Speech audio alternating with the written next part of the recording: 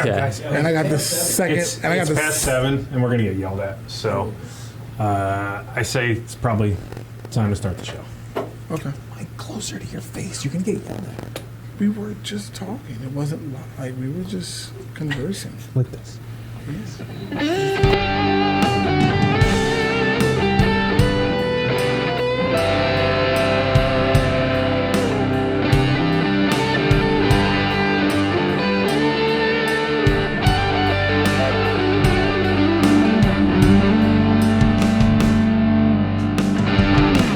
I need a water.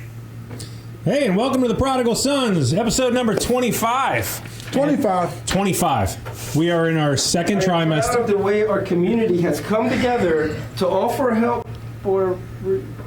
Whoa, Tom, you're not here. Wrong place. So, I'm sure I deserve that because I always interrupt Tom when he does his intro. And Tom's not even here this week. So, Not anymore, at least. not anymore. So welcome to another episode of the Prodigal Sons. This is show number 25. Our topic today is hope is our responsibility. So let me just right off the bat address the elephant in the room. Shawn and Tom are not here today. Shawn, we thought we had it figured out. We tried to convince him that the Loch Ness Monster wasn't real. I don't know if you know this, but he's already taken one trip out there to try to find Nessie. And he had us convinced that he wasn't going to do it again, but apparently his paycheck cleared. He bought a plane ticket, and he's at a big fishing pole. And You sure he's not squatching?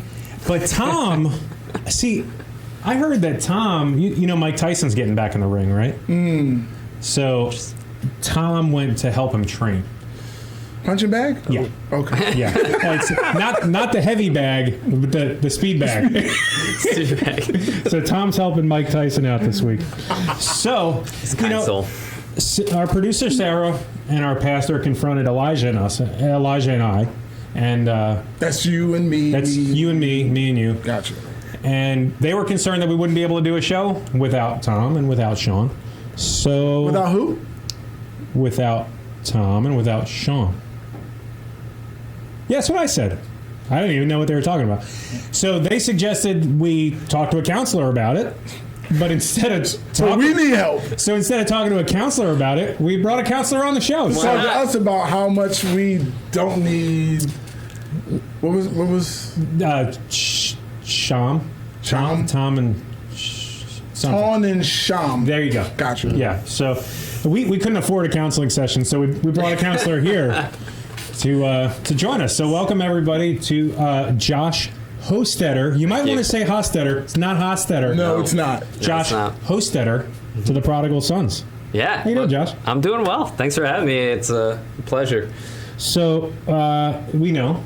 It goes without saying it's a pleasure. Oh, okay. And so we got Elijah, we got Josh, we got Dave here today. Dave, yeah. Cool. So any new guest, we have to put them in the tumble dryer a little bit. We need to find out a little bit about you. Okay. What's your favorite color? I have to say blue.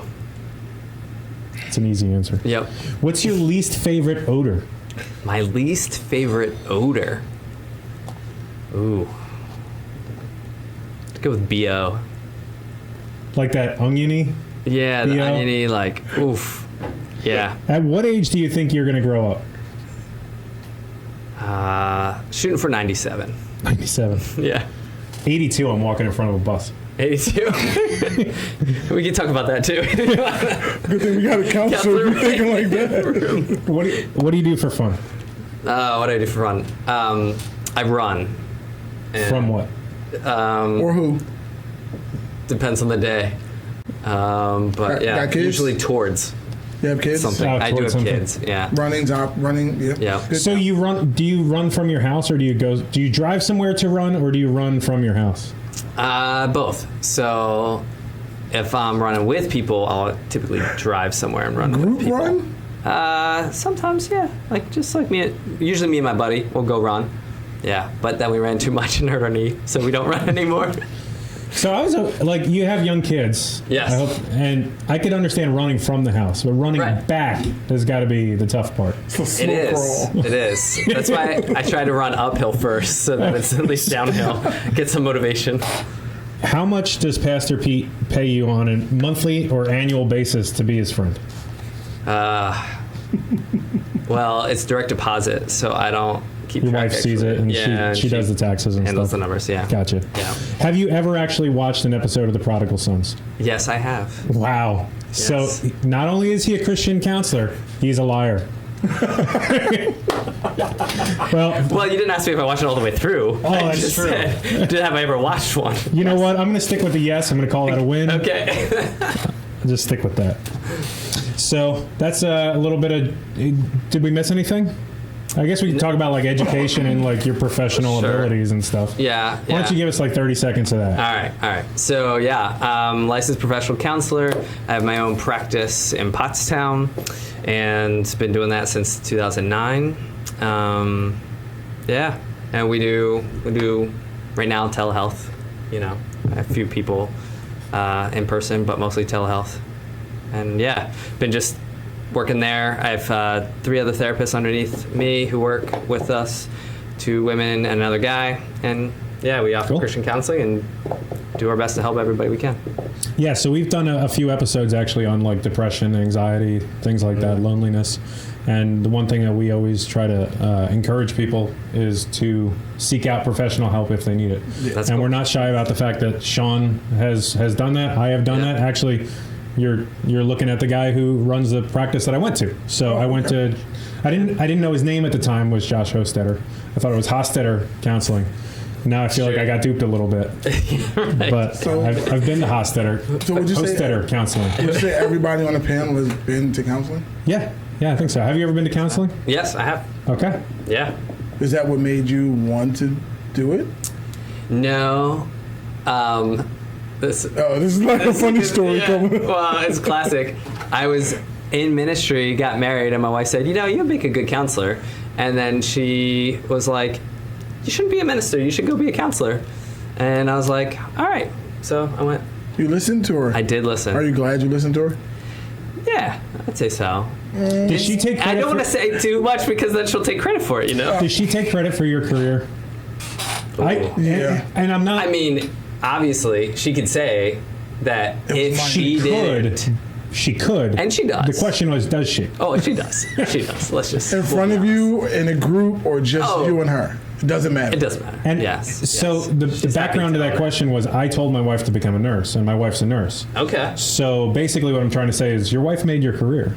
She did. She is the reason. She did. You didn't study. And now you're getting me It to put doesn't- this in recording where. Yeah. It doesn't Yeah, work now with it's- you. What? Doesn't work with you. What? You told your wife to become a nurse. Yeah. And you gonna take credit for it? Yeah, absolutely. She didn't. Study. Doesn't You don't think you work. can? Although she studied and read all those textbooks and went to all those Yeah. classes, Took all and those everything, tests. it was my idea to encourage And with her your idea. encouragement and motivation, she might not have done it. Exactly. Right. That's what I'm saying. Wow. Okay. She watches the show. She's going to change the locks by the time we get home. That's for sure. Elijah, Yo, I heard somebody told me you had a news story for us. I do have a news story, Uh-oh. and it's. I was reading, and I just came across it, and it was weird. It was funny. What had happened was there was a guy driving in Kentucky. Cops see this guy go by, and they put their lights on to pull him over. So they pull him over and they ask him about his license plate, like, that number is not coming up in your license plate, like in the system, like what's, and he's like, no, that's my license plate. Well, here it is. They looked at it closer. He actually drew a license plate and it looked legit. It was on paper and marker. He had the numbers, the state thing on there and everything, and it was just a piece of paper with a draw license plate on. And they was like, come on, dude, no, the car's coming with us. Like, you're not driving off. And I just thought that was funny. You want to hear? So- You want to hear me admit to a misdemeanor? No, but you can tell me about somebody you know. So, Yeah, there you considered go. a misdemeanor. because I had to think for a second. I'm pretty sure it's not a felony. Yes, this guy I know. This guy Yeah, you know. this guy. Yeah. This guy I know named Rude Awakening. Maeve. So he got hit by a drunk driver 10 years ago when he was on a motorcycle. Okay. And he was afraid to get back on a motorcycle. And then COVID happened, and he started questioning why he was afraid of stuff when, something like the flu could kill you. So he decided to buy a motorcycle. But Maeve bought a motorcycle and then found out the DMV was closed. And Maeve went on eBay and ordered a license plate, a vanity plate, from Kentucky. I will show you a picture of Maeve's motorcycle, because Maeve figured that most people in Pennsylvania wouldn't know what a Kentucky license plate looked like, so he just ordered a vanity plate. Does it say bourbon on it? No, it said COVID-19 on it. And rode around with that for about 3 months until the DMV opened. And nobody stopped you? Nope. Maeve. No, nobody stopped him. Maeve, Okay. yeah. Nobody stopped him at all. Did he have Wow. any passengers on his So bike at all? when you were telling that story, I'm like, this isn't funny. It's really, really close to home. Makes you wonder what's going on in Kentucky. So. Yeah. A lot of artwork, I guess. Apparently, yeah. I just figured A lot of creativity, for sure. people from Kentucky don't really leave Kentucky too much, so the cops wouldn't know what the Kentucky plate looked like. Could be. But all right, you guys want to do? You want me to do a rant this week, or you want to skip it? I want to hear your rant. You want to hear me rant? To be honest with you, I'm kind of in a good mood right now. Okay, then we can go to the verse if you want. I mean, I could try to. Well, can you rant about something good? No, that's not the way a rant works. All right. I never have. That's a very positive thing for you to say. Well, I'm He just thinking would, he ahead. would say that. Yes. You remember when we were kids, and every other commercial, because we were watching like cartoons, was like breakfast cereal and Pop-Tarts and stuff. Yep. Remember that? I do remember that. You remember at the end of every commercial when they say it's part of a complete, balanced, nutritious breakfast? I do remember that. So I was watching I think it was a YouTube ad popped up the other day, and it was the same thing. It was like some crappy breakfast cereal. And at the end, it's part of a nutritious breakfast. So, in case you didn't know what that meant, part of a nutritious breakfast. I know what it means. Do you know what it means? Yup. Because basically it means if you have a nutritious breakfast and you add this crap in a box to it, it's still a nutritious Still breakfast. a part of. So basically Yes. what they're saying is you can have this crappy stuff, and as long as you have your milk, your OJ, and all that good stuff on Which, the by the way, side. is no longer part of a nutritious breakfast, by the way. Milk, is it? Orange juice. Yeah, That's that's true. way too much sugar. Really? Yeah, all the stuff they used to try to sell us is not true. Drink your milk. You'll So- grow tall. I know people who drink milk and are like, I'm not even going to say the word, but they're Yeah, just milk small. cow's milk is a very. We're getting off rant here. I don't even feel like I started ranting, but the cow's milk is a perfect superfood for baby calves. Like after that, nobody really needs milk anymore. Yeah. But so if you add that crappy thing they're trying to sell you, well, congratulations, you still have a complete breakfast. Basically, they're saying now whatever you do not actually rely on this product to be a food on its own. In fact, I seriously propose that if you needed a food, you'd be better off eating the box that it came in. So I was thinking about that after I saw Better fiber. after I saw the ad. That's like going to the emergency room with a heart attack, and the doctor says, "Well, if you brought your own doctor, there'd be one doctor in this room." Or a mechanic saying, "Well, if you change your oil and then pay me to change your oil will be changed." So, I It's just okay. It's all right. there's a counselor in the It's room, all man. right. I know. I'm not upset right now. You're trying to be on your best behavior so he doesn't take you into the corner and say, listen, let's Hey. talk. But Anger management. We do that too. so, man, all rant right, does man. not work with a counselor. All right. All right. No, I'm All sorry. right. But All I right. thought it was a very good topic. So we usually play a game right around now. Okay. You want to play a game? Sure. So You should have said that like Jigsaw. You want to play? our producer Sarah is going to do some never have I ever questions. Okay. And basically the way this works is she asks a question and you raise your never sign if you've All right. never done that thing. I have a never sign. But Does that work? that's Sean's. You're borrowing Sean's. All And right. he doesn't know. He spells it like a Boston guy, and Yeah. I'm from New York, so that's how I spell never. Never. You know how I say it being from South Philly? Because I say South Philly, not South Philly. It's an F. South Philly. Is that near South Philly? You say nope. Nope. Or nah. Okay. Nah. So I asked Sarah to take care of the game because I'm really bad at the game. If you've ever watched an episode where I had to do a game, No, you're not. It's not a game. Horrible. It's Yeah, you horrible. really just threw it. Horrible. Yeah. All right, hit us with a couple of questions here. Okay, I'm taking off my headphones so I don't get massive Echo. confusion. Okay. Never have I ever been electrocuted. Yeah. In case you're wondering, that's Yeah. no signs being raised. So everyone has been Wait, electrocuted. how about this month? Can anybody? I don't. No, I've been electrocuted I this have month. this month. What as was well. No, I haven't been executed this month. What was the worst one? How'd you get electrocuted this month? So, this month, September. Well, within the last 30 days. How about Okay, that? in the last 3 days. Yeah, I have. Because our basement flooded, so I've been deconstructing that. And Found some live wires. How did I do it? Oh, no. This is. Oh, it fried True your memory confession, true since confession, Did right. Peter try to help you? Did Pastor Pete try to help you? you just prayed. I don't think he would have been able to save me from this accident for sure. But we had the generator going when we had the power outage, and I had the generator plugged into a power strip, but I didn't have, and so then I touched the plug of the power strip, Yeah. and that shocked me. That'll do it. Yep. That'll do it. Yeah. All right, hit us with another one. Okay. Let's see. Never have I ever accidentally drank curdled milk. Oh. You mean yogurt, cottage cheese? No. You said I never. So Curdled milk. See, I haven't had a drink of milk in like 3 years now. We drink almond milk. Okay. I think it's a lot better. Let me walk you down memory lane. When I was a teenager, I think I know where you're going. When I was a teenager, my dad and my brother and I lived in a rented house, and he got remarried to a lady who owned a home, and so we were in the process. We moved over there, but we hadn't moved out of the rental yet. And my dad sent me over there, or had me over there painting, like before we moved out of the rental house, but we had moved out like 6 months prior. And so I'm over there working all day in the rental house, and I opened the fridge to see if there's anything to drink, like a bottle of water, and there was I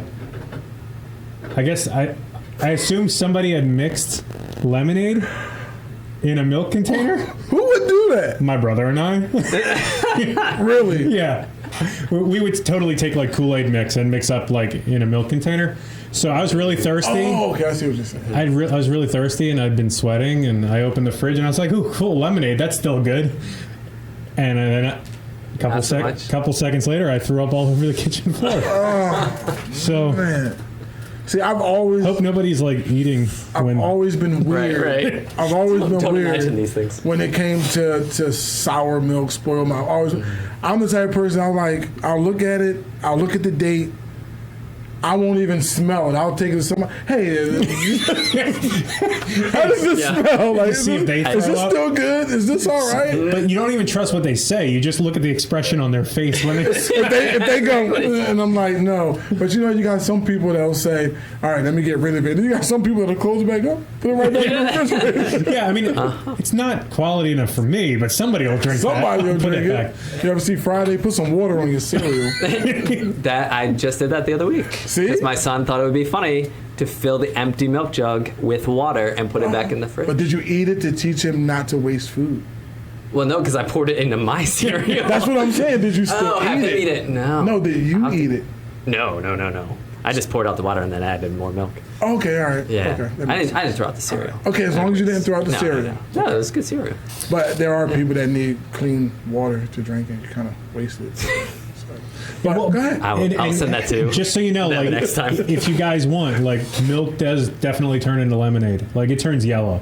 Oh, I've seen it. Yellow. After like 6 months, yeah. With It the turns, So thick never drank film that. oh yeah, on it's the got like a top. chunk of cheese in the middle and like lemonade around it. It's like a model of the earth. Like you might got be- your crust. You got your That might be why I drink almond milk now.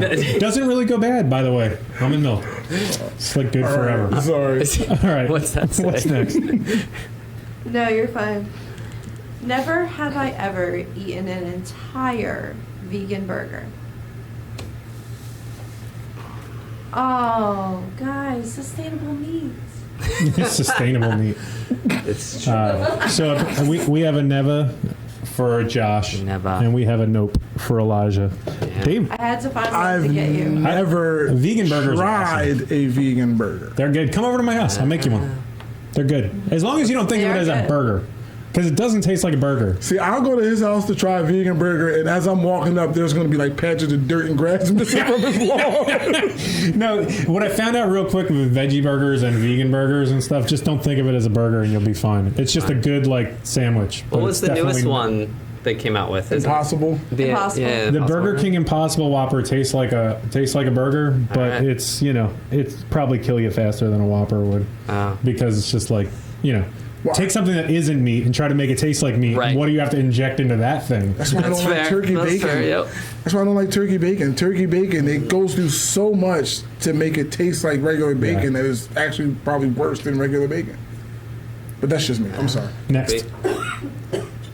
We're, I mean, should my next... Oh, I can't do this with the headphones. we're, I know, right?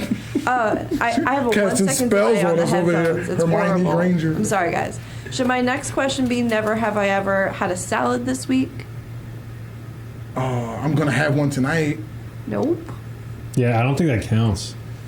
I haven't had a salad this week. I don't I think. haven't. I don't think. That's the nope. Okay. Never have I ever gone without a shower for a week. Ooh. Yeah, never. Really? You never been a Boy Scout? Never been camping? I've been camping, but there's ways to take a shower while you're camping. There aren't many Boy Scout Yeah. troops in the concrete jungle when I I don't was think a younger. week. Yeah, probably 3 days, like max. Yeah, Okay. 3 or 4 A days. week? I don't know. I can't sleep if I'm not, And, you know. and the way I sweat, like the way Yeah, I sweat. seriously, me too. No, Yeah. no. Does the bird bath count? I don't know. I said a shower, not a bath. So there you go. Do you know what I mean by bird bath? I mean, you hit the like- sink and you with No. a soap rag. That doesn't count. That okay. doesn't count. All right, we got time for one more. Okay, Let's make it a okay, good one. okay. Never have I ever snorted a pixie stick. What kind of friends do you hang out with, Sarah? Going on? For the record, Who's snorting a pixie for stick? the record, it's very painful. Sorry. And it gives you a sugar high in 0.2 seconds. Sorry, whole new meaning to Powerpuff Girls. So, in case it was so Fair enough. if you're listening radio only, we all said never, except for Sarah, who is a chemist and apparently does this at like lunch every day. Hey, I was a high schooler very recently, and high schoolers are stupid. Yeah. So Well, at least you didn't eat Tide Pods. No, I did not. Good. So for the topic today, I wanted to do. We wanted to do we wanted to do a show on the subject of hope, and I felt really strongly that the topic should be hope is our responsibility, not like hope is a good thing, or you know. Ooh, we should all be hopeful, but I think like it should be stronger than that. Like hope is our responsibility. So I have a couple. I have the verse and the quote for towards hope.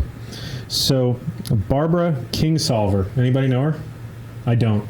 And I don't research the people that I get quotes from. By the way, like it could be like somebody who's like really evil person. But anyway, her quote was good. It says the very least you can do in your life is figure out what you hope for. And the most you can do is live inside that hope. Not admire it from a distance, but live right in that hope, under its roof. So that's Barbara Kingsolver. And the verse of the day was from Ephesians 1:18.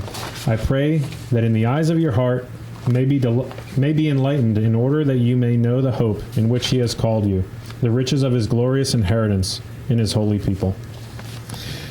So, hope is a pretty broad topic, but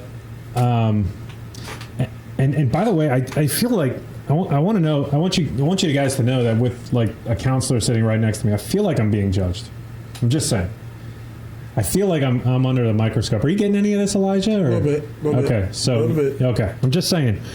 But so I say this next statement in cautiously, but the reason I wanted to talk about hope is I'm seeing a lot of people who profess to be Christians and profess to have, be walking with Christ and have a relationship with God. They seem to be walking around without any hope. They seem that they're, every time that, the littlest thing goes wrong in their life or not what their expectations were, that they're like, oh, well, I knew that was going to happen. Oh, just my luck, So just flat out pessimistic. Yeah. So you guys see that at all, or? Honestly, I try not to. Like, I Monday through Friday, I deal with someone who just sees the wrong, but he's not a Christian. He doesn't go to church. He doesn't, but he just sees something wrong in everything that's done. No matter how it's done, how it's said, where it's placed, where it's put, and it just sends off just a sense of hopelessness to everybody that has to work around this person, because it's just like when he doesn't show up, it's like, oh man, we can relax. Like, we can actually hope to have a really good day today. But when he shows up, it's like, nobody. It's like when you go to work, sometimes you might just want to sit down at your desk and not do a lot of legwork. But at times, this person will just cause you to just find reasons to get up and move and do stuff that you normally wouldn't do, because you just don't want to be around that hopeless feeling. Like, you don't want to have that. Well, that was the first question that I had that I wanted to ask you guys today was, to me, I think hope is synonymous with optimism, and hopeless is synonymous with pessimism. I mean, you guys see that, or how do you feel about that? Yeah, I mean, I think that's a pretty common way to think too. Being hopeless is the same as doubtful, which is being like same as pessimism, and yeah, like they're all in that same family, right? Like, that's how I would see it. And that idea of like hope being something that like it, it's something that you can't necessarily see, so you're longing for it, you're wanting it, right? And so you kind of have to be optimistic, because I think it would be a little bit challenging to be pessimistic and still. But see, I don't know. 'Cause I would think hopelessness and being pessimistic is more tangible than being hopeful, because you can hope for something, but if you're like that negative type of person, that hopelessness and that pessimistic and that negativity is easy to obtain. So you know you're gonna get that. Yeah. If that's what if that's how you are. But if you want hope, that's something that's not tangible, that they can't see at the end of the tunnel, so to speak, if that makes sense. One thing I wanted to ask you, Josh, do you think that people are inherently, based on their personality traits and the way that their personality is, that they're predetermined to look at things pessimistically and optimistically, or is that lifestyle related? Is that kind of like that nature nurture kind of thing? Yeah. So I mean, I would say both, right? So we definitely, some people are more wired to be optimistic than pessimistic, and some of our experience also shapes that as well.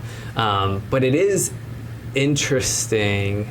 If you heard of Dan Siegel, have you come across him? He's like more in the, like, when you talk about neuroscience and brain world, he's been able to bring a lot of our producer has. There you go. And so surprise me. Yeah. So he's being able to bring a lot of information around the brain. Okay. And there's actually, the brain is more leaning pessimistic almost, if you want to say that, right? Yeah. Where it actually captures, it remembers, it tracks the negative outcomes in life more easily. Is than that the like the touching the hot stove type of thing, where it knows? Right. Yep. It's No, keep going. to protect you. Good Protect you pull. from danger. Yeah, because there's that part of our brain that's like the fight, flight, So freeze. it's a defense mechanism, so to speak. Yeah, but then when you don't have quite the threats that whole part of our brain was wired to have, then we kind of expand that to social, emotional stuff. So let me see if this fits what you're saying. Growing up in the city, where things are rougher and tougher, you develop that fight, flight, that Yeah. that whole thing. But when you move out to the suburbs and you have children and they don't have to face the same things you have to face, they're going to be wired different because they don't have to deal with it. Sure. Yeah, yeah. And I mean, not living in the city, I don't know, but like, would you feel like you had to be a little bit more like cautious or a little Absolutely. bit more like distrusting of your Yeah. surrounding? Yeah. Yeah. So then you can't like. Your hope is based probably from a different place, right? Than like an optimistic hope. Like you got a kid who's hoping that it doesn't rain so he can go swimming, and I'm hoping That you can run fast enough to outrun the guy who's chasing you today. Right. Yeah. So I heard this great quote. Actually, I think it's what sent me down the hope is our responsibility track. I heard this great quote a few weeks ago that I'm not actually sure if I agree with. Okay. So Mike Greenberg is a guy that I listen to. He's a sports podcaster, a sports personality. He's big on ESPN and that sort of thing. So Mike Greenberg was talking about... from Mike and Mike. Yeah, he was the original, one of the guys on the original Mike and Mike. And he had a quote. He said, "I'm going to choose to be optimistic because it costs the same as being pessimistic." I like the quote. I don't know if I agree with it. I don't agree with it. So he was saying, Yeah. he's saying in either way, if you choose to be optimistic, there's a cost. If you choose to be pessimistic, there's a cost, and they cost the same. So I agree that there is a cost to either one. Sure. I always accuse my wife of being pessimistic. Okay. If somebody says something that could be interpreted optimistically or pessimistically, she will go with the pessimistic. That costs her something because she's automatically down a negative road. Where on the other hand, I like to choose the optimistic road. However, if the person was being negative and I'm in this optimistic mindset, I'm in a place where I'm going to hit a wall and crash. And she's got that mindset where her expectations were met if the person meant it negatively. Sure. And therefore she's not disappointed. So what do you guys think? Do you think there's a cost to either one? And then do you think the cost is the same? I'll let you go if you want. Yeah. If you don't, I'll go. Yeah. No, I would agree with you. I think there is a cost to each one, like you're saying. I don't. So I err on the side of optimism myself. So, of course, I'm more biased where I'm going to say optimism doesn't cost as much. But Well, I'll say now that I think about it, at first, I was like, no, I don't agree with that. But, no, I don't. The cost isn't the same because for me, if you're pessimistic and you have high hopes for something and then you get let down, that cost is greater than already just being negative about it. Because I think the letdown. Really? So you're saying I think the letdown, like even if you're trying to be optimistic. I'm sorry. If you're trying to be optimistic about something, and you're being hopeful, and then you hit the wall, I think the letdown is far greater than already being pessimistic. Like Wow. whatever. I didn't think anybody was going to go that way. That's an interesting way to look at it. I was thinking it'd be the other way around. That optimistic costs a lot less because you keep yourself in a good headspace, where pessimistic is always dragging you down. But that's a good way to put at it. Like you set yourself up for failure if you always assume that nothing bad is going to happen. And being one who knows a lot about setting yourself up for failure, what was it? I was watching this one thing on every now and again this thing Goldcast comes up on Facebook, or if I'm watching YouTube, and it's just a bunch of inspirational things, that inspirational stories that people have gone through. And I can't remember this guy, but he said his father always told him, he said, if you aim high and miss, I'm okay with that because you aimed high. But if you aim low and hit, I got a problem with that. Really? Yeah, Okay. it's like because you set your goals high, and sometimes you get knocked down. You know what I mean? Oh, I see what you're saying. Okay. Yeah, if you a set second for if you set the bar low and you hit it, then I got a problem because you're not pushing yourself. Yeah. But if you set it high and you miss, at least you're aiming for something higher than you're already. It's like one of the guys I read a lot of his business books and stuff is Robert Kiyosaki, if you're familiar with him. But he always says, No, but I feel like I should bow when you say. No, so he always says, or one of his famous things is, everybody should be bankrupt at least once in their life. Just try to do it early. in other words, if you're not failing, you're not trying hard enough. Yeah.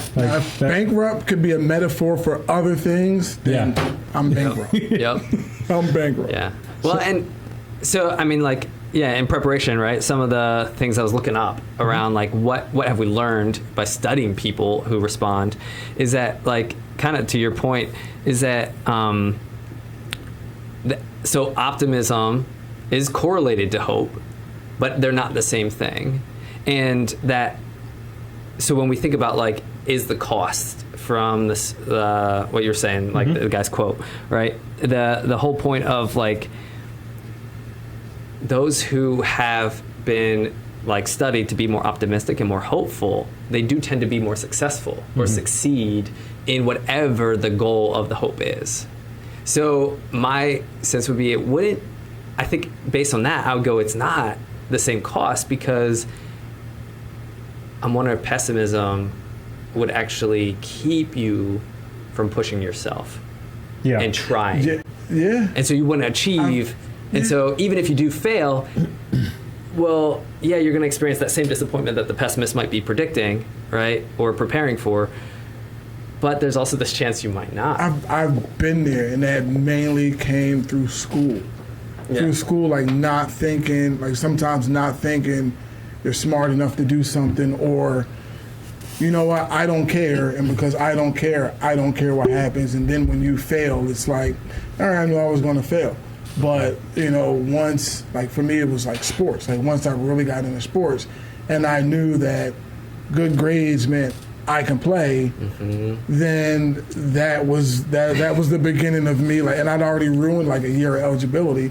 So, but by the time I figured it out, it was like, all right, get your butt in gear. And now, you know what I mean? And I've always been the type of person to just be optimistic and let stuff roll off my back, no matter how bad I was treated, or no matter how, you know, bad I was wronged. And I've always tried to be that water under the bridge person. But as I got older, I'm sorry, I'm just not doing it anymore. Like, you know what I mean? I can't hold that in anymore. So it's just like, if we have a problem, then we should probably speak on it, because I'm going to. Sure. So. Yeah. So I found something really cool if we transition from just optimism, pessimism, hope, doubt. When we're talking about biblical hope and hoping in God, I found a really cool sermon by John Piper where he says, and this kind of hit home to me, because I was feeling down about, like, am I always hopeful? And so I started doubting myself of, like, if I'm always hopeful in ministry things, if I'm always hopeful in God. And what he said was, hoping in God does not come naturally for sinners like us. And I think that's sort of relating to what you were saying about we teach ourselves naturally to be wary of hope, to, like, shy away from being positive. Yeah. Where it says, hoping in God does not come naturally for sinners like us. We must preach it to ourselves, and preach diligently and forcefully, or we will give way to a downcast and disquieted spirit. So I think he's sort of agreeing with that, of, like, our natural basis is to not be hopeful. Right. Yeah. I hear that too, and that fits with, like, Charles Snyder, who he did a lot of research around hope. He defines hope as the perceived capability to derive pathways to desired goals and to motivate oneself via agency, thinking to use those pathways. So, like, this idea of, right, like your whole topic, right? Hope is our responsibility, like, motivate oneself. You got to own that, right? Yeah. And then your agency, like, your ability to, like, go and push through whatever the struggles are. And like, yeah, you're not just going to be like, yeah, let me sit back and just enjoy hope. It's not the natural state of when we're in natural rest. We could say we're probably not naturally hopeful. Like that's something we need to draw Could upon. be. Yeah. Yeah. Yeah. Or be intentional about. Yeah. Yeah. I was just gonna say, like, when I came in here, how happy I was. Like, I was, like, there's something, like, I've been, like, working on music stuff on the side, you know, as a hobby. And I was struggling with this new setup that I have. Like, you know, it's a machine. It's different from what I used to use. And I just, for the longest time, I was trying to look at videos and read up on how to do certain things. And I just couldn't figure it out. Like, I've watched 20-minute videos, I've watched 40-minute videos, and I couldn't figure it out. So I was like, I'm hopeless at this. Like, I'm glad this is the time, because I'm hopeless at this. And I was having a really crappy day. Mm-hmm. So at work, I was listening, not watching. I was listening to a YouTube video, and it was like a 7-minute video. And it just, everything that I learned from this video, that video, that video, that video, that video, it just brought it all together. And like a light bulb went off. I walked in the house, kicked off my shoes, turned on the air conditioner, sat down, turned everything on, and just went to work. And what would usually take me like 25 minutes to a half an hour to do, I did in 5 minutes. So I'm extremely hopeful, and not trying to rush the show, but as soon as I get out of here, I'm going back to make more music because I can't wait. So I'm, cool. You know, having, you know, feeling hopelessness early all through the day, and then all it takes is that one thing that'll drive you to push past the hopelessness and start seeing hope, to see that there's something at the end of that tunnel. For some people, like me, that could just mean that everything is starting to turn around. You know what I mean? With everything that's bad that's happened, everything could, just that 1 7-minute video that probably meant nothing to anybody else, gave me hope that something that I really, really, really want to do, giving me the ability to learn how to do it and figure it out. What does it mean when you flip it? Flip a sample? Yeah, what does that mean? Like if I was to flip it and reverse it, what would that mean? Well, reverse is self-explanatory. If you was to flip the sample, meaning we get deep in the show. I have no music theory whatsoever. But let's just say you had a piece of a song, which we call a sample, and it just went, oh, this is gonna sound so bad, and it just went la la la la la. It went like that. So instead of it progressing, ascending or whatever, instead of it progressing, you can take the highest point, the lowest point, and just switch them around and just flip. That's flipping the sample. That's what I thought I meant. I figured you did. You just wanted to make sure that you could explain it. Okay, but that was flipping the sample, and chopping it up means dividing it into those little pieces and then just rearranging it. That's what I thought. Okay. No, so you brought up something very interesting right there when you were talking about you were kind of a little down because you couldn't figure it out, and all of a sudden it came together and you had hope. Right. And so one of the things that as I'm thinking about this episode and all the things we wanted to talk about, I noticed that hope for me varies on is situational. Like being optimistic, pessimistic, like hopeful really kind of gets dictated by the things I don't think it should be dictated by. In other words, based on the kind of day I had, I might feel more hopeful. If I had a great day, I feel really hopeful. If I had a bad day, I don't feel very hopeful. And so another thing that John Piper said that I never really thought about until I read his words here is he said, we should have an emotional reservoir of hope, biblical reservoir of hope. And that reservoir is filled by, thinking about God's promises, reading the Bible, really investing in that and building up within ourselves this reservoir of hope, so that you talk about it in terms of forgiveness. If somebody hurts your feelings, somebody asked him, if somebody hurts your feelings, how do you forgive somebody? And he says, immediately I have a reservoir of hope in order to forgive instead of retaliating, because hope is like a reservoir of emotional strength. Without hope, I have no power to absorb the wrong and walk in love. And that hit me like a sledgehammer to the back of the head, because I'm like, I don't know how deep my reservoir of hope is. My reservoir does not runneth over. Yeah. Yeah. So, I mean, Josh, as a pastor, as a Sure. counselor, what would you say to, if somebody wanted to invest in that reservoir of hope for themselves, what would be some things that you would suggest? Yeah. Well, and so I get there, and John Piper is way smarter than me, so I'm not questioning him. But I think there's a lot of these phrases in Scripture, like repentance is another one, where as you're talking about it actually, there's a thinking element to it. So there's a mind element to it and a heart element to it. And I think like what I hear John Piper saying is like the heart element, that reservoir like of an emotion. But then there's also this like thinking part to hope too. Like whereas repentance, right? We think of like if I want to see that my kid's repentant, I want to see like tears, right? Like I want to see the emotion, right? And then I'll know that you're feel not bad. good enough. You need to go think about it a little while longer. You're not crying yet. But when you look at repentance in Scripture, it's actually like a turning of the way you think, a turning of your mind to be in alignment with what the truth is. And so I think about hope being like that, in that way, where it's like hope is this part that like, yeah, the emotional reservoir, like hope actually elicits a lot of emotion. But there's this piece of like hope being like, even my emotional experience, even the things external, I'm not going to let steal or like push me into a sense of hopelessness. I'm going to hold to like this this mindset, like this thing, these promises all throughout Scripture, right? That we get, you know, all throughout the New Testament. You know, Galatians 5:5, eagerly wait for the hope. Like that's active, that's engagement.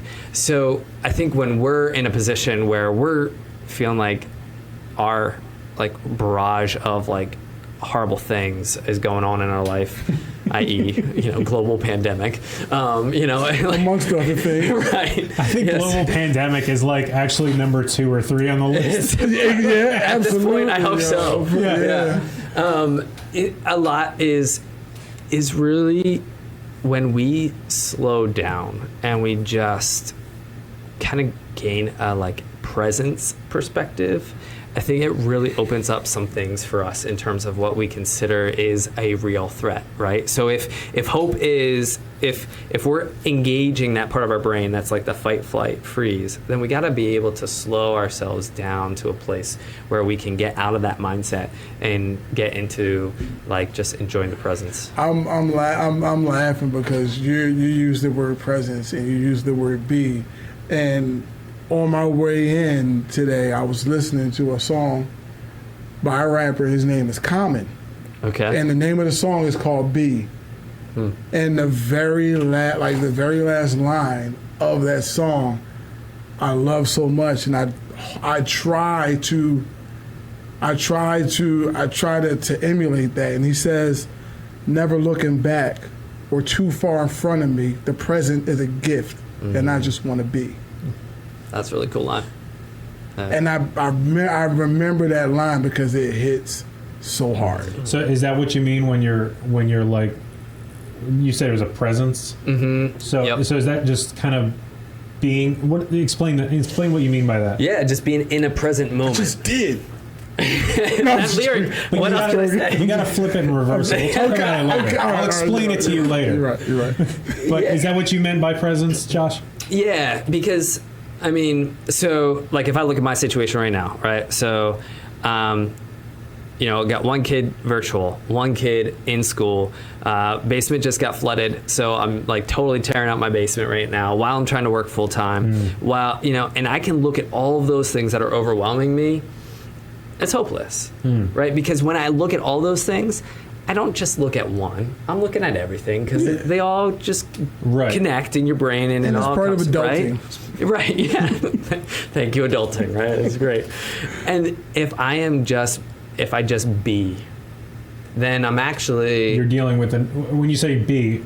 If I'm just like living for the next half hour. type of thing? No, or? just like in this the moment, In right? this like, moment. like if I am going to be present right now, it's I'm with you, I'm with you, I'm with you, and we're talking, and so I can.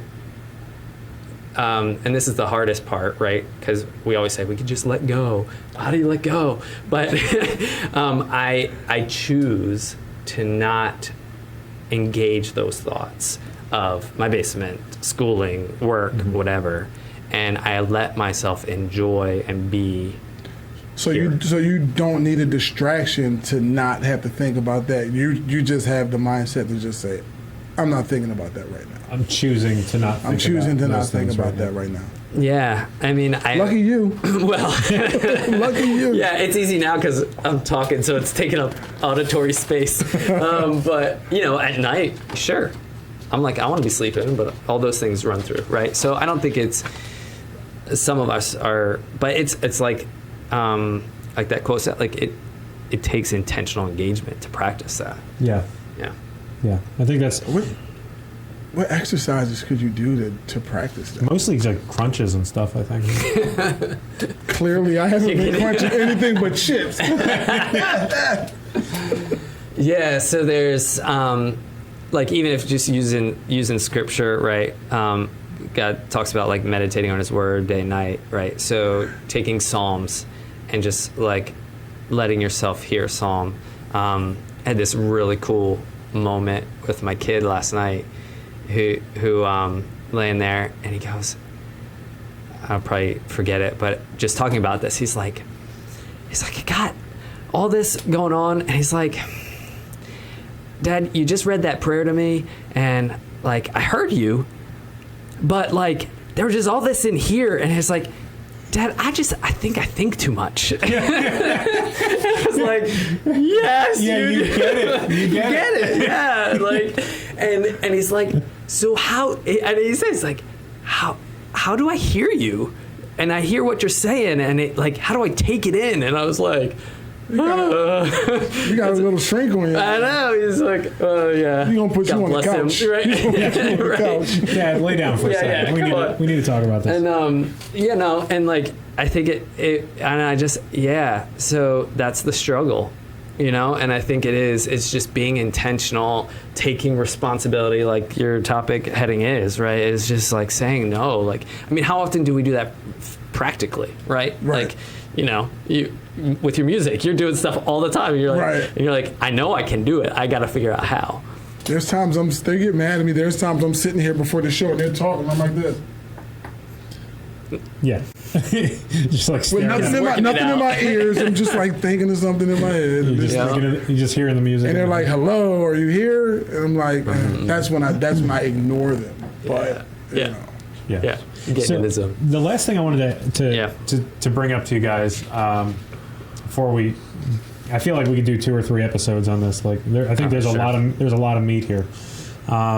But the one thing I wanted to bring up was, again, as John Piper said in the sermon that I was reading, was that he said that faith and hope go hand in hand, because faith is like the overarching idea. Because faith, you can look to the past and see like where faith has brought you. You can be in the present and have faith in the future, and you can also have faith for the future. So the faithfulness is past, present, future, where hope is future oriented. And so he's really links the two together and says that it's really hard, it's impossible to have hope without faith and faith without hope. That faith and hope go hand in hand. Does that make sense? Where so if you're not hopeful, you really don't have faith. Like if we're talking about biblical hope, and if you don't have biblical spiritual hope for the future because of God's promises, you really don't have faith in God. What do you guys think about that? That's a whole nother deep. topic, right? That's a whole nother episode. Yeah. That's super deep because I have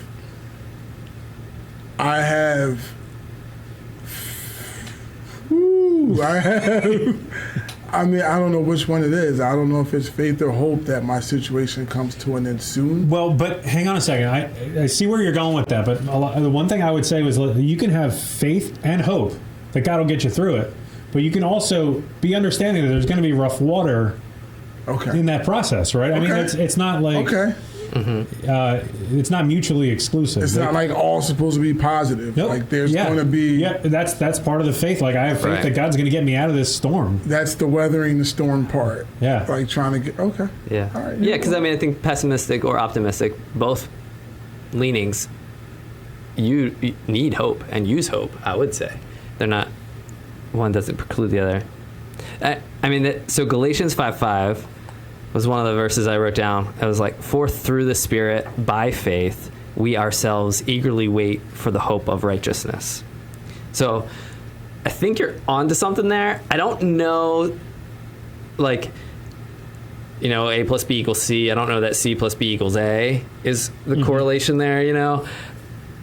So this, I think of, and there'd be a lot more study here, another topic, but like, We'll have you back. all right, sounds good. Please. I'm not sure that please, Sean's getting back to Scotland. Tom's going to get beat up. He's going to have to make a new We sign gotta then. put something in his luggage so he doesn't get too custom. Because I see like the by faith, I think it was like, so okay, so then that's a highway for hope maybe. And so then if there's that correlation there, which obviously there is, and there's no hope, and I don't know, maybe it's like then you're like lost or something. I don't know. Yeah. Well, to me, I think, and this is to me. I mean, I'm not any biblical scholar or psychologist or anything, but I would say that if you look towards a future, if you call yourself a Christian, and you're looking towards a future and you're hopeless, I think that would mean there's like some sort of faith crisis going on in your life. I mean, that's the way it seems to me. So I agree. Like every day when I wake up, I'm grateful and I'm thankful that I'm alive. But it's with cloudy eyes. It's like I know I'm here. It's a blessing to be here, but there's so much going on that hopelessness is like, and it takes for me to get going for my day to get a little bit more clear, for me to have that hope and that faith to push through. So every day I wake up, I'm grateful, I'm blessed, and I'm happy to be alive, but every day is a struggle. Every day. Yeah. But you can still be hopeful. Exactly. Yeah. It's just that it's like that lawnmower that you got, and you gotta. It takes a couple You gotta pulls. work it a little harder. Right. It takes a couple pulls to get that to get that hope going. Like most of the day, like I wasn't feeling great, and then that 7-minute video that I listened to, boom, you know, now I feel better. So I have one other question I'd like to ask, but first I want to see if either of you have anything that you feel like you left out that you wanted to hit before we start to close up here. I'm going to say I can't wait for part 2 of this topic when we have another show with everybody else here. Cool. So that's just putting you on the hook for another response. So we're Just letting you know right now. okay. You got a fifth mic? We'll find one. These, Give up your mic. I have not seen Tom and Shawn this well behaved. Ever. So proud. They're very So quiet. proud of these guys. Again, radio only. We have two. If you're listening radio only, we have 2 puppets at the end of the table. They're sharing a mic, and they're like doing so well. Yeah. They each have their box of tissues. I think this has been an emotional topic for them. Clearly. But did you have anything else you wanted to add, No, Josh? no, I think we're good. So this is the time where we normally wrap up the show, but I'm willing to go over if you want to expand on this question. And Josh, I just have one more question for you, and I think right. it's really important for our audience. I think we have a lot of believers out there who struggle with, and I'm one of them, struggle with depression, anxiety, sadness, loneliness. Me too. There you go. three. So depression, anxiety, sadness. How do you rationalize that with when it comes to hope? Like, basically, I am hopeful. Yeah. I am biblically hopeful that God is in control and all this, and I still struggle with depression. I still struggle with anxiety sometimes. I mean, what would you have to say as a pastor, as a counselor, about people who are struggling with these things? Yeah.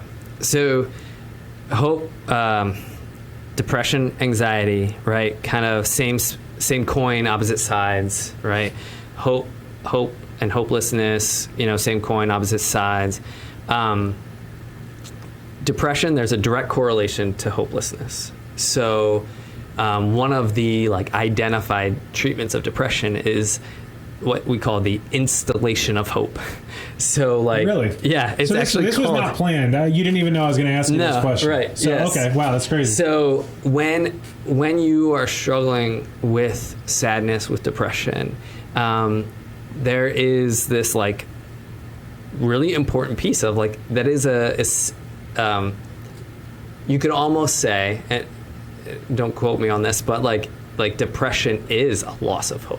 Really? Okay. Right? Because part of its like treatment is the installation of hope, and so that is super important. And what often steals our hope in those moments when we're in that mindset is what I call like an inner critic.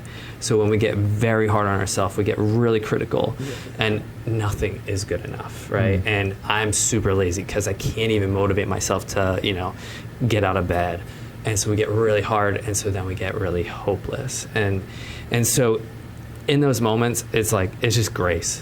Like, there's just got to be so much grace, and it's like, it's okay. Like, did you sit up in bed today? Awesome. Great job. so grace for yourself. Yeah, just grace for yourself. So basically, like you're saying, like through all hopelessness, like me doing music, which is something I enjoy doing, this installation of hope. Yeah. Yeah, you're instilling in yourself, right? This passion, this love, this gift you have, and it creates. my hope. first passion, my first love is my children, and Lord, sure. Of course. But when I'm away from my children, this is what the music thing is. What I like to do. Yeah, you just enjoy. Yeah, and it provides this sense. Maybe that's where that. Idea of like that emotional wellspring can come from, right? Because you pour into that. On the other side, right, is the anxiety piece, and that's where I would say, and this isn't correlated with any study, but my guess would be that's actually like a place where faith gets attacked, right? And so when I'm anxious, like I can have hope that it'll get better, but oftentimes you can't ever have faith to step out and walk in whatever has, because anxiety is so fear-based that it really it gets us stuck. And so I'd say with that, like, again, reflecting on, like, you got to hear, say, like, the promises of God. Like, what's God promising? What's God speaking to us? How do we actually wrestle with fear? A lot of it is naming it and being able to, like, have someone say, yeah, that would be really scary. And yeah, like, look, it's okay. Like, we can walk forward. Let me do this. And I think ultimately both sides need a community. And so you need people who are willing to walk that with you. Cool. Yeah. I have a community. So would it be wrong of me to say that if you're feeling like you have depression or anxiety, sadness, loneliness, that it's a temporary thing and that you can build up that hope again and, reach out to a community, a positive community, reach out for help and counseling and that sort of thing? No, I like all that. Okay. Sounds really good. And don't be afraid to do it. I mean, if you're, please don't. If you find yourself in a place where you're feeling like you've lost hope, or that you need, it's there, it's available. God Absolutely. is there for you. He hasn't left you, and that's what Paul says. You have the full assurance of hope. Just live in that. Try to build up that. What are we calling it? A spring? Spring. Yes. A reservoir. A reservoir of That's hope. one of the Yes. things that everybody needs to know. Like, in this day and age, like, everybody has access to the internet. Everybody has a cell phone of some kind. There's always somebody out there that you can reach out to and talk to if you don't Absolutely. feel, if you're feeling, not great about yourself, or, you want to do something that you shouldn't, I would suggest in person, if you can sit down and look at somebody. Absolutely, but if nobody's right there, and the reason I say that is seek someone out, is what you're saying. Is because you notice on like Facebook is a really good way to get depressed really quick. Oh yeah, especially if you have a tendency or you're kind of already in that mind space. You look on there. Yeah. Everybody posts their best days on Facebook, so it's real easy to like look at Facebook and feel like you're left behind and you're not accomplishing anything with your life. I've come to the realization that, and a lot of people have to tell me, like, people lie. Like, there's so many people that will post, motivational things, and you know them, Yeah. and that is so not the case. Yeah. Like, that's not the case. And this isn't to put anybody on blast. It's No, just of course like not. Why would we do it's that? just like you can't live your life through like you what's the word when you live your life through something? Vicariously. You just can't do that because it will depress you and you will feel hopeless and you'll be like, oh. Sure. Why? Yeah. Oh man, they're is on a cruise when actually they're like down by the Schuylkill in a kayak. You know what I mean? Like, come on, give me a break. Yeah, and that's the thing is like I find myself doing this all the time. Like in small business and stuff, you're like compare yourself to everybody else, and so that's the one thing that like the truth of the situation that I have to remind myself is that like God has a hope and a future for all of us, and an individual like what's going to bring one person happiness might not bring me happiness, because I think happiness and hope is based on living out what God has for us. I think it's like, based on our personal road that we walk, is our own personal hope. Without taking too much more time, the last thing I'll say is through all the sadness and hopelessness that I've felt, I am feeling, been feeling, having a sense of community, a church family, and knowing your Lord and Savior helps tremendously. Absolutely. And having someone to talk to, and make sure it's a positive person. Yeah. You don't want to talk to somebody who's negative. Yeah. It will only bring you down. And the people who will, you'll walk away from a conversation. It might be a harder conversation. It might take more emotional investment, but those people that you can talk to, like, this is really what's going on, and I really need somebody. And I think we all know those people who will build you up, even if it's harder and takes more of an emotional price from you. They'll build you up, and you'll walk away. And we all know plenty of those people who are like, they're just going to make you feel worse when you walk out of that conversation. Know who you're talking to, know where you're going for advice, for help, and try to sit down with somebody if you're having trouble with hopelessness, if you're having trouble with depression. Yeah. Just try to sit down with somebody and, build up that reservoir. I know I am. Yeah. Yeah. I didn't even know I needed a reservoir. I'm going to start digging tomorrow. I'm just carrying a water bottle. Yeah. Once it's full, it's full. Hey, normally at this time, we'd ask for prayer requests, and Shawn would ask for prayer requests, and Shawn would just pray over everybody. I think I'm going to do that tonight just a little bit differently. I think I'm just going to do a general prayer over this whole topic and all the people listening, and we'll just close it out that way. Cool? Sounds good. God, we once again appreciate, and we are humbled just to be in your presence, and we just love being in this place where we can discuss things that are of you, and we just get to talk about you and have some fun. And God, we just know that this is such a big, powerful topic in this world right now that there's just seems like everywhere you look there's hopelessness with all the things that are going on socially and politically and even environmental issues. It seems like there's fear everywhere anywhere we turn, there can be fear. But God, in that fear, would you show us that there is hope only found in one place, and that is in you. God, would you just come in, we just reach through this podcast, reach out through our ministries, and just let people know that there is hope in you that can be found. God, we're just so amazed by you, and we see that faith in the past where you've brought us out of. We can have faith in our future and hope in our future, and we know that it doesn't mean that we're not going to go through any storms. It doesn't mean that the boat that we're in isn't going to get rocked, but it does mean that when you walk out and you meet our boat, and you walk out on the water, you can calm any storm. And in that faith, in that hope, we go in peace tonight. Amen. Amen. I'm sorry. Before you were about to give our platforms. Could you tell us where your practice is again? Thank you so much. You beat me to it. Yeah. Hey, free plug. Free plug. All right. Well, if it ends up, if it pans out, we'll then we'll work on a contract. Hostettercounseling.com. So that's the website. We're in Pottstown, but doing telehealth. So if you're anywhere in the state of PA, we can help you out. And look us up and reach out to us if you need. Worth it. It's a great investment in your mental health. And I know personally, you guys have helped me a lot, so I appreciate it. Thanks. Prodigal Sons, if you want to catch our podcast and you don't necessarily like staring at our ugly faces on Facebook, Speak although this week I think we got, 2 out of 3 ain't bad. Wow. I mean, you two. Okay. I mean, you just being nice. All right, that was my sense of hopelessness. Yeah, no, you Ever looked at it. gotta draw from that reservoir and realize that I was right. talking about you. Fill So, it up. if you just want to listen to us, maybe on the way to work, if you're like driving to work again, what a concept! Right. Apple Podcast, Spotify, YouTube, wherever you get your favorite podcast, rate, review, subscribe, and share with a friend. Thanks, guys. Have a great week. We'll see you next week, episode great week. 26. See you guys.